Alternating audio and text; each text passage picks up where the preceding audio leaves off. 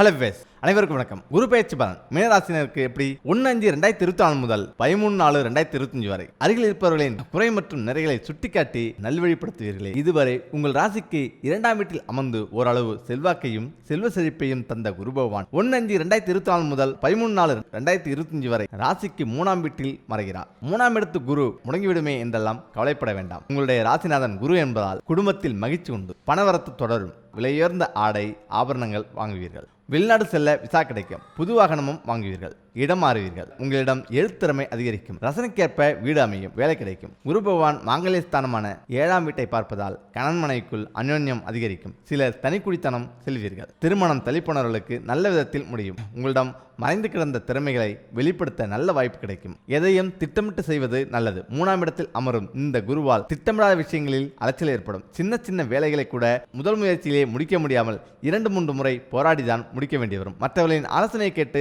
அவசர முடிவுகள் எடுக்க வேண்டாம். இளைய சகோதர வகையில் பகைமை வரக்கூடும். கூடா பழக்க வழக்கத்தை தவிர்ப்பது நல்லது. மாமனார் மாமியார் வகையில் மனத்தாங்கள் வரும். குரு 7ஆம் வீட்டை பார்ப்பதால் கணவர் உங்களின் பெருந்தன்மையை புரிந்து கொள்வார். குரு 9ஆம் வீட்டை பார்ப்பதால் சேமிக்க வேண்டும் என்ற எண்ணம் வரும். குரு லாப வீட்டை பார்ப்பதால் மூத்த சகோதர வழியில் உதவிகள் உண்டு. சமூகத்தில் மதிப்பு மரியாதை கூடும். குழந்தை பாக்கியம் உண்டு. சிலர் புதிதாக முதலீடு செய்து புது தொழிலை தொடங்குவீர்கள். நாத்தனாருக்கு நல்ல இடத்தில் திருமணம் முடியும். குரு பகவானின் நட்சத்திர பயணம் 1/5/2024 முதல் 13/6/2024 வரை சூரியனின் கார்த்திகை நட்சத்திரத்தில் குரு பயணிப்பதால் செலவுகளும் பயணங்களும் அதிகரிக்கும். வீண் விவாதங்களை தவிர்ப்பது நல்லது. முன்கோபத்தால் நல்லவர்களின் நட்பை இழந்து விடாதீர்கள். அரசு விஷயங்களில் அலட்சியம் வேண்டாம். பிரச்சனைகளை பேசி தீர்ப்பது நல்லது. வீடு வாகன பராமரிப்பு செலவுகள் அதிகரிக்கும். 13/6/2024 முதல் 19/8/2024 வரை மற்றும் 28/11/2024 முதல் 10/4/2025 வரை சந்திரனின் ரோகிணி நட்சத்திரத்தில் குரு செல்வதால் பிள்ளை பாக்கியம் கிடைக்கும். பூர்வீக சொத்து கைக்கு வரும். சொந்த ஊரில் மதிக்கப்படுவீர்கள். பிள்ளைகளால் அந்தஸ்து ஒருபடி உயரும். வேலை கிடைக்கும்.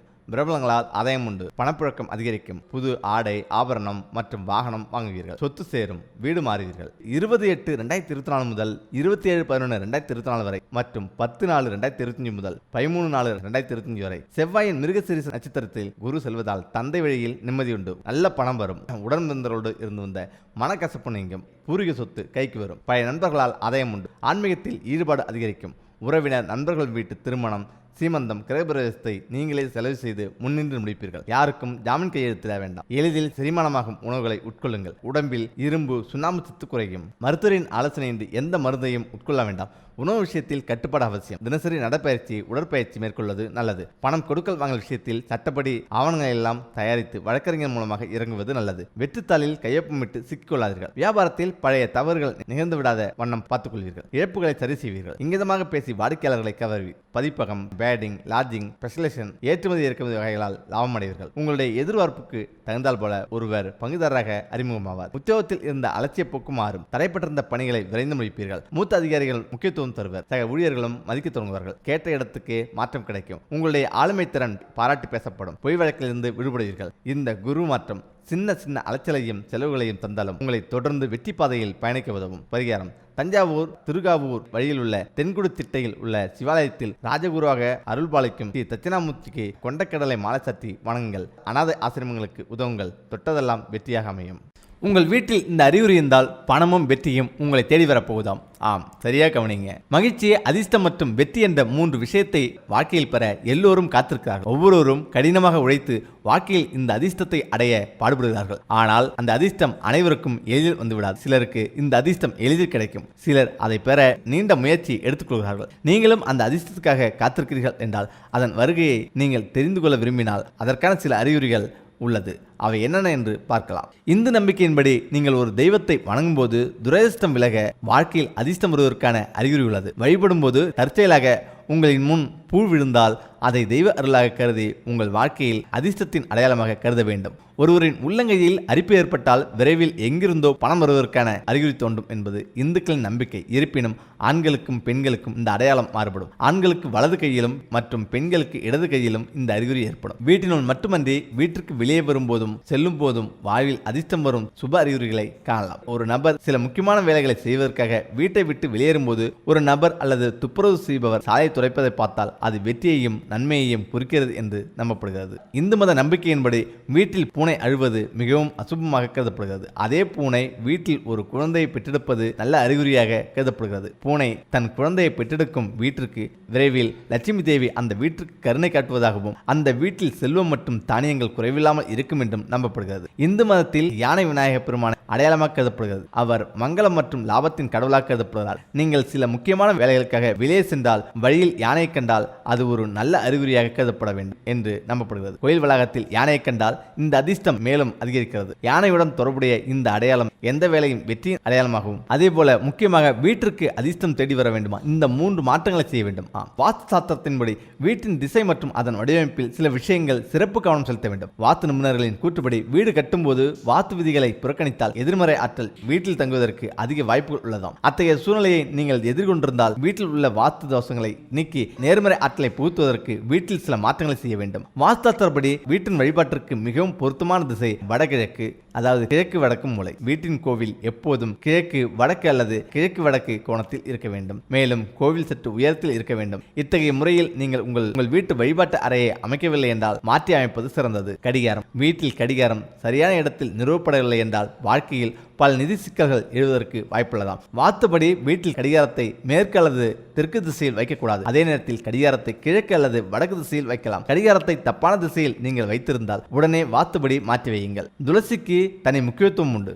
வீட்டின் முற்றத்தில் துளசி செடியை நட வேண்டும் என்று வாஸ்துவத்தில் கூறப்பட்டுள்ளது. இது தவிர வீட்டின் கிழக்கு அல்லது கிழக்கு வடக்கு திசையில் துளசி செடியை வைப்பது மங்களகரமானதாக கருதப்படுகிறது. இவ்வாறு துளசி செடியை நடுவதன் மூலம் பொருளாதார பிரச்சனைகள் நீங்கும், வீட்டில் மகிழ்ச்சி நீங்காமல் பெருகும். அதேபோல சில விலங்குகள் வீட்டுக்குள் நுழைவது மங்களகரமானதாக கருதப்படுகிறது. சில விலங்குகளின் வருகை அசுபத்தை குறிக்கிறது. இந்த 5 மிருகங்களில் ஏதேனும் ஒன்று உங்கள் வீட்டுக்கு திடீரென வந்தால் உங்கள் வாழ்க்கையில் மகிழ்ச்சி, செல்வம் மற்றும் செல்வாக்கு பெருகும். கருப்பு எறும்புகள். உங்கள் வீட்டை சுற்றியுள்ள கருப்பு எறும்புகள் உங்கள் நிதிநிலையை பலப்படுத்தும் என்று ஜோதிடம் கூறுகிறது.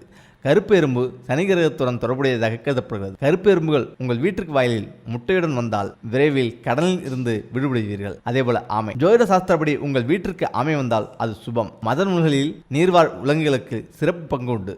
உங்கள் வீட்டிற்கு ஆமை வந்தால் அது நேர்மறை ஆற்றலை கொண்டு செல்லும். ஆமை விஷ்ணுவின் ஆமை அவதாரமாக கருதப்படுகிறது. வீட்டிற்கு அதன் வருகை லட்சுமி தேவியை மகிழ்விக்கிறது மற்றும் மகிழ்ச்சி, செழிப்பு மற்றும் அமைதியை மேம்படுத்தும். ஜோதிட சாஸ்திரப்படி உங்கள் வீட்டிற்கு கிளி வந்தால் அது மிகவும் மங்களகரமானதாக கருதப்படுகிறது. கிளி செல்வத்தின் கடவுளான குபேரனுடன் தொடர்புடையதாக நம்பப்படுகிறது. இது புதன் கிரகத்துடன் தொடர்புடையதாகவும் நம்பப்படுகிறது. புதன் மச்சிமையின் சின்னம். கிளி காமதேவரின் வாகனம் என்று அழைக்கப்படுகிறது. வீட்டுக்குள் நுழைவதால் மகிழ்ச்சி, செல்வம் மற்றும் செழிப்பு அதிகரிக்கும். தவளை.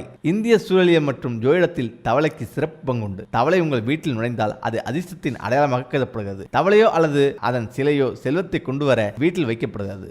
நவகிரகங்களின் முழு சுபகிரகம் வடிவில் அனைத்து விதமான செல்வங்களையும் அளிப்பவர் சப்த ரிஷிகளில் மகன் குரு என்றும் பிரகஸ்பதி என்றும் வியாழ பகவான் என்றும் அழைக்கப்படுகிறார். இவர் தேவர்களுக்கெல்லாம் குரு. நம் வாழ்வில் 2 விஷயங்கள் மிகவும் முக்கியம். அதாவது தனம் என்று சொல்லக்கூடிய பணம், இரண்டாவது புத்திர சம்பந்து சொல்லக்கூடிய குழந்தை செல்வம். இந்த 2ஐயும் அளிக்கக்கூடிய சர்வ வல்லமை பெற்ற கிரகம் குரு.